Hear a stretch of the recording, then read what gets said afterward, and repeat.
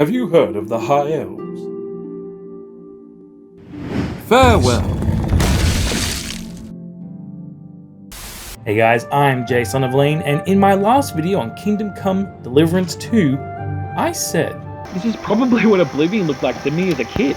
Between that feeling and my time spent making a video on Morrowind, I found myself yearning to go back to Oblivion, but stuck, having to focus on more recent game releases. But like a miracle from the heavens, an angel, clad in leather jacket, heard my prayers and answered with the Elder Scrolls 4 Oblivion Remastered. What if we could give that moment to everybody again? Yes! Bless you, Todd! It just works! So hold on to your Amulet of Kings and maybe grab a couple of sweet rolls as we take a look at Oblivion Remastered, the Skyrim you've been waiting for.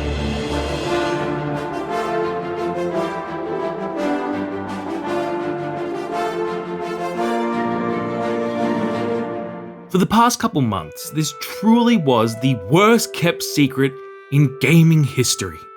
From whispers online to full-blown images leaking, it was still almost too hard to believe. I mean, if I had a bingo card of what wouldn't happen in 2025, I can promise you, a shadow-dropped remake of one of the biggest RPGs in history would be right up there with GTA 6 releasing, or Bloodborne 2 being a multiplayer Nintendo Switch exclusive. No! God, Miyazaki, why? In the time-honored tradition of the Elder Scrolls series, our tale begins as a lowly prisoner, wasting away in the Imperial City dungeons. Whether by fate or chance, Emperor Uriel's Septim flees his assassins through our cell, freeing us in the process. But before we can set out on this adventure, there's still one thing we have to do. When the remake was announced, believe it or not, some people on the internet weren't happy. What? No way! To be fair, after seeing the trailer, I can understand people worrying their beloved characters would be changed or lose their unique Thank you, kind sir. charm. But I am happy to report, dear viewer, that they had absolutely nothing to worry about. Oh my. Ah yes, the Oblivion character creator. Truly a marvel of the modern gaming age. Here are some of my own creations. The Bargonian, Ultima Guilt, or in the right light, Lae'zel. The Cheeky Bosma. Oh, look at that little fella. Let me see your face. You are the one from my dreams. Oh no, my dear Uriel. And from your nightmares. Fuck the Emperor! With the Emperor of Tamriel dying under suspicious circumstances, I made my way out of the sewers to set about exploring this brand new, yet familiar land. When I started this new playthrough, I decided to explore without the compass, and to only fast travel if I've actually been to the location before. I did this in an attempt to engage more with the open world and appreciate what was in front of me. And it worked. I was exploring every dungeon and location I came across, and it felt like I was seeing more of the game than I ever had as a kid. As I mentioned before, the last big release I played was Kingdom Come Deliverance 2. This had me concerned going in, as they're similar games but decades removed from each other in terms of game development. But in the end, this concern was misplaced. The combat, while reworked with better animations and hit feedback, still holds up 19 years later. Being able to attack, block, cast magic simultaneously, dodge from an enemy and quick swap to a bow all feels incredibly slick. I feel like the only thing that felt glaringly outdated was not being able to distract enemies and stealth. God damn it, KCD2, you spoiled me with throwing infinite stones! After completing some quests and gaining a few levels, I decided to continue the main story. I was given the important task of traveling to Kvatch in the hopes of finding Uriel Septim's bastard son, Sean Bean. But upon my arrival, I did not find Eddard of House Stark, Lord of Winterfell and Warden of the North. Oh no! I found something completely different. Stop! You violated the law. Like the video and subscribe to serve your sentence. Any comments below would be greatly appreciated. Become a member of the channel or Patreon sub. Aid me in making future videos like this. So what's it gonna be? Then pay with your blood! I fought mud crabs more fearsome than you.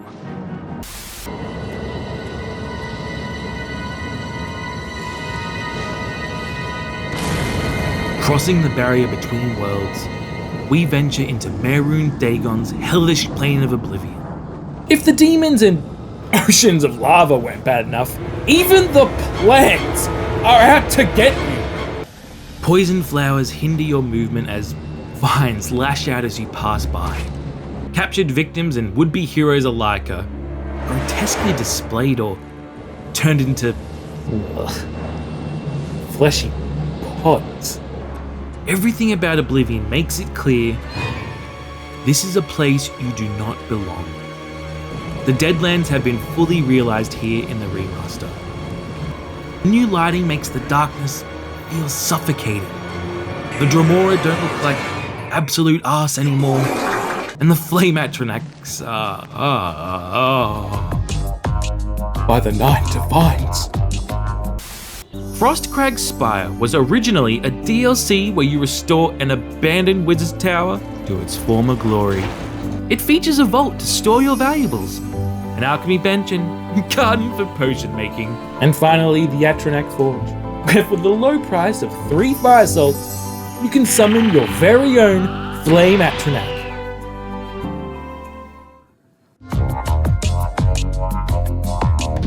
Hey, wait a minute! I will not tolerate hate against me and my community! If it's wrong to love a fire demon from a hellscape plane of existence, then I don't want to be right. You think I'm kidding? Well, I've done the math. Dark Elves have a base 75% resistance to fire. Pair that with even a basic potion of fire resistance or enchanted ring, and that's over 100% fire resistance.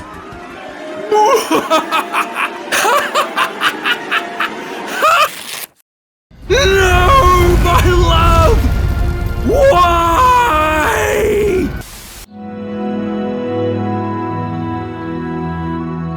Oh God! Why did you leave me? Oh, you're still here? Let's just fast forward. So yeah, we rescue Sean Bean, take him to the Blades, get sent on a shit ton of fetch quests. A statue, another statue, and oh, by the Nine Divines, another statue. God. I miss my wife. But with all those statues out of the way, let's talk about the guild quests. Believe it or not, this time, I did not immediately go to the Dark Brotherhood. I know, we didn't murder an innocent person yet. Instead, I started with the Fighter and Mages Guild, as it fit with the Witcher-esque battle mage I was going for. But the life of a guild initiate isn't for the faint of heart. On one occasion, I daringly saved innocent rats from being devoured by mountain lions. Plenty of deer, wolf, boar, mountain lion, bear in the county. Just need to know where to look for them. And delved into the deepest dungeons to highest of mountains in search of ancient and powerful relics. Oh, what does this do? But just like a Witcher, my character was cold and stripped of his emotions. This locked me out of a surprising number of quests, as my personality was too low and they just wouldn't talk to None me. of your damn business. I circumvented this by grinding illusion and learning the charm spell.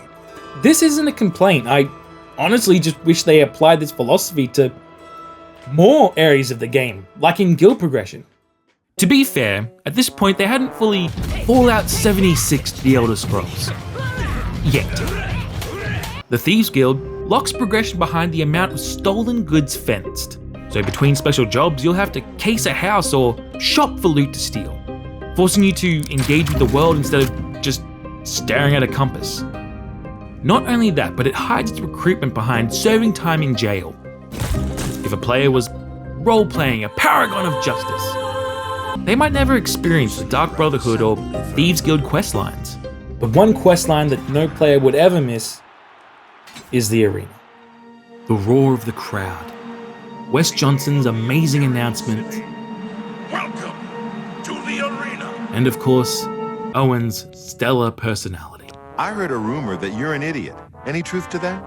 At first, the questline just feels like a simple story of working your way up the ranks in a place that does not want you there. And this is true until the very end. The final obstacle in this questline is the champion of the arena, the Grey Prince, Agrenak Romalon. When I was a kid, I blindly did his quest and learned that sometimes the truth should remain hidden. But now, all these years later, I would not fulfill this request. And instead, I choose to face you honorably, my friend. You're pathetic. Oh, God! Oh! Oh, shit! What the fuck? Mother... Whoa! Shit! Fuck!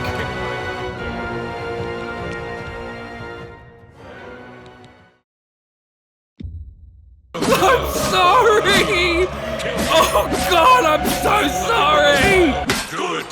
End my misery. You have just witnessed the impossible.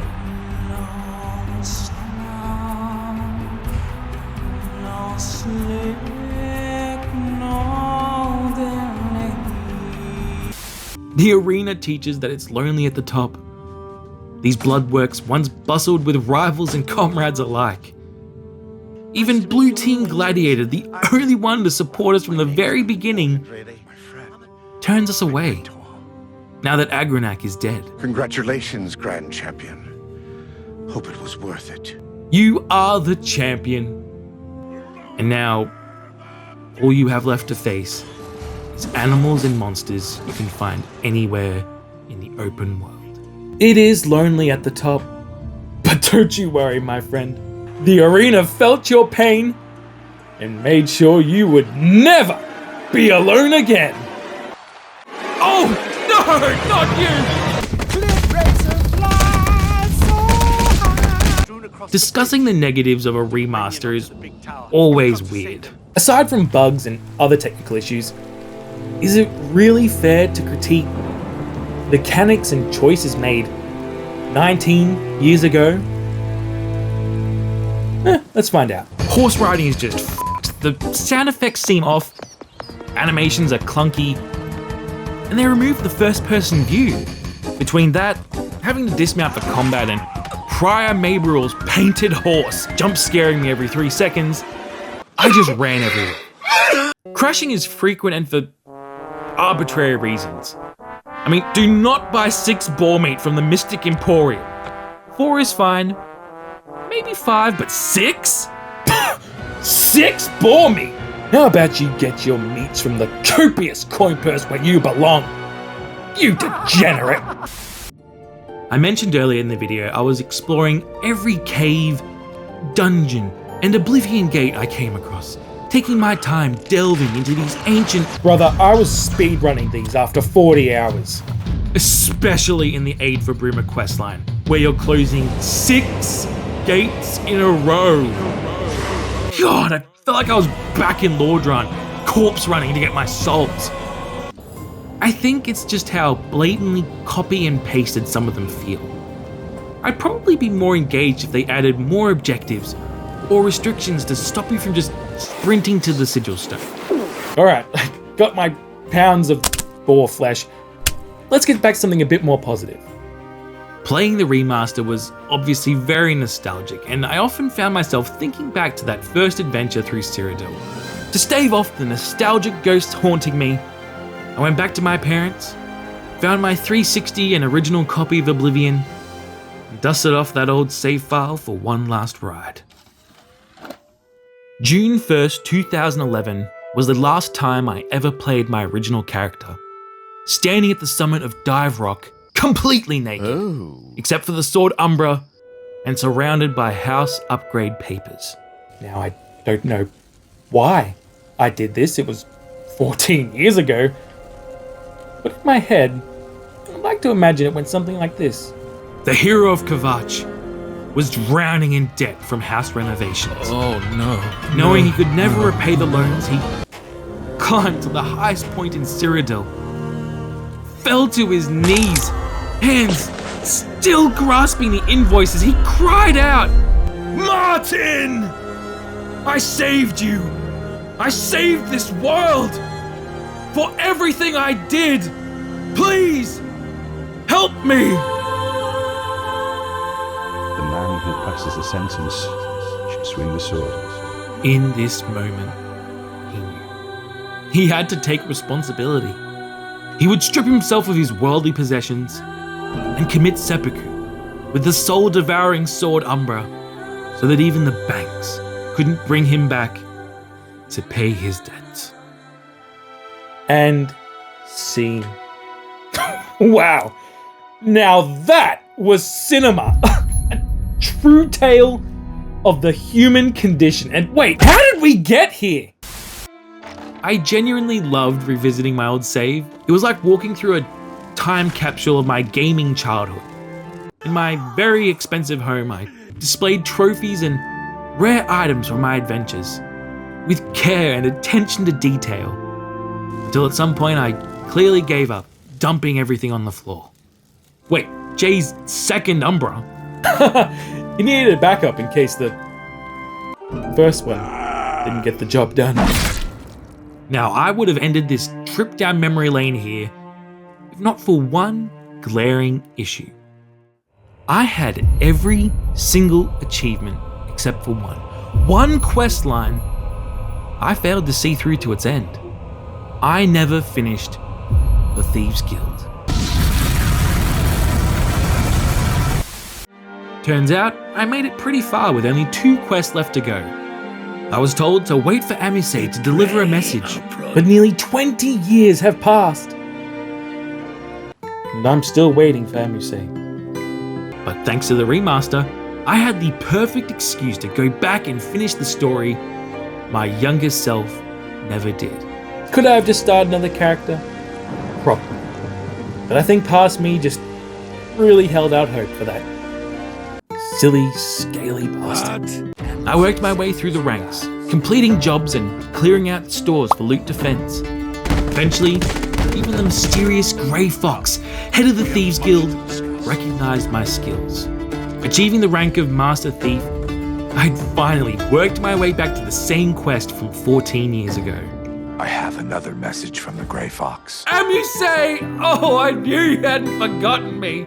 I tore the boots of Spring Hill Jack from his mouldering corpse, stormed the Imperial City Palace, and pulled off the heist of the century, stealing one of the legendary Elder Scrolls.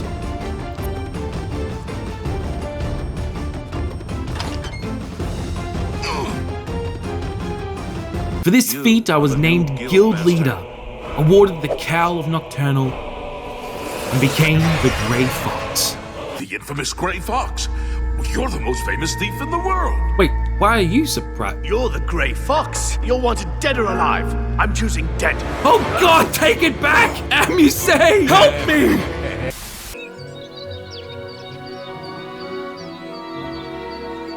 While Morrowind was my introduction to the Elder Scrolls, I definitely played Oblivion the most as a kid. It was basically my Skyrim, where the limits of what was possible in a game were shattered. For years, newer Elder Scrolls fans just couldn't get past the dated graphics or the pasty, uncanny NPCs. Thank you, kind sir. But now, with Oblivion Remastered, they can experience a brand new Elder Scrolls adventure with a fresh coat of paint. Is Oblivion Remastered the new Skyrim, a Skyrim killer, if you will? Probably not. The player count has already dropped significantly and is, at least on Steam, being outpaced by its sequel. But I am curious, if people couldn't get into the original Oblivion because of its outdated graphics and combat, what will newcomers think of Skyrim with its older graphics and outdated combat? Or is it just timeless because it is Skyrim? I don't hate Skyrim. Far from it. I just mourn what is lost with every new game Bethesda releases. Alright. I know you guys have been waiting for it, and for old time's sake, let's end this video the right way. By Azura, by Azura, by Azura! It's the Grand Champion! I can't believe it!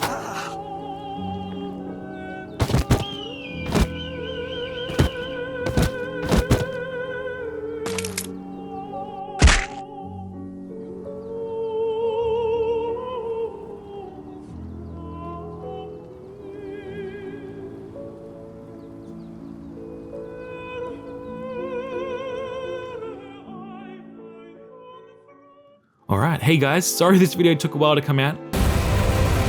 During the making of it, I became a father. If you like this video and you want to support me in this YouTube endeavor, you can become a patron or member of the channel. I'll be uploading behind the scenes content like the making of the guard helmet I wore, and we'll have tiered rewards like personalized portraits in the credits of each video. More info and all the links will be in the description, but for now I just want to say thank you so much for watching, and I'll see you guys in the next one.